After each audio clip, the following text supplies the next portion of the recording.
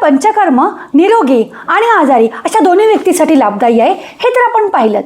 पण कोणत्या आजारावर कोणते पंचकर्म योग्य असते यासाठी आम्ही एक सिरीज सुरू करत आहोत, पंचकर्म आणि आजार. त्यापैकी पहिली सिरीज म्हणजे सांधेदुखी आणि पंचकर्म.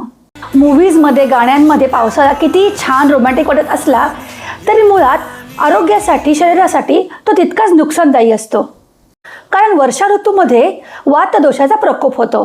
त्यामुळे पावसाळ्यात सांधेदुखी, मणकेदुखी, पाठीचे विकार यासारख्या समस्या उद्भवतात.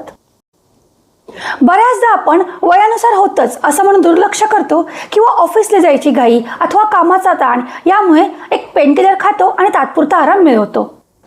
पण त्यासाठी आयुर्वेदामध्ये एक अत्यंत प्रभावशाली उपचार पद्धती सांगितली आहे, ती म्हणजे बस्ती पंचकर्म. सोप्या भाषेत सांगायचं झालं तर बस्ती म्हणजेच मेडिकेटेड एनेमा. वाताचे प्रमुख स्थान असते पक्वाशय म्हणजेच लार्ज इंटेस्टाइन. त्यामुळे जसं झाडांच्या मुळाशी पाणी दिलं की पूर्ण झाड टवटवीत होतं, त्याच पद्धतीने जर बस्ती दिली तर पूर्ण शरीरामध्ये पसरलेला वात शांत होतो.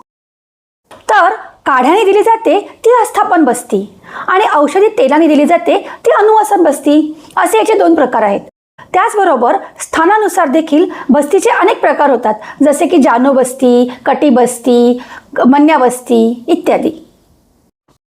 बऱ्याच लोकांचा प्रश्न असतो की बस्ती पेनफुल असते का? तर नाही, उलट योग्य पद्धतीने केलेली बस्ती ही अत्यंत परिणामकारक आणि वेदनारहित असते. म्हणूनच बस्ती पंचकर्म अथवा कोणतेही पंचकर्म हे अनुभवी वैद्यांच्या सल्ल्यानेच करणे आवश्यक असते. तर माहिती कशी वाटली? आवडली असेल तर नक्कीच शेअर करा आणि पेजला फॉलो करा.